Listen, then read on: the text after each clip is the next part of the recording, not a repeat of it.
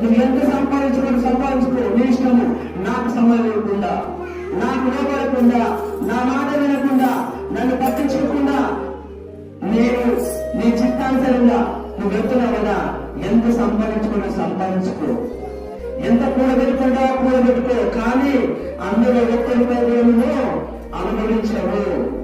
ఈ రోజు నువ్వు దేవునికి సమయం లేకుండా 300కు 400కు 500కు పనికి వెళ్ళిపోతున్నారు చాలా మంది. కానీ వారికి తెలియదు 300 సంపాదించే వారు దానికి పనిస్తారు.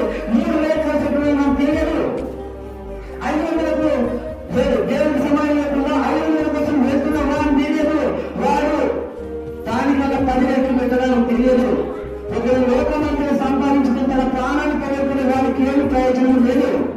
దేవునికి పట్టించుకోకుండా, దేవుని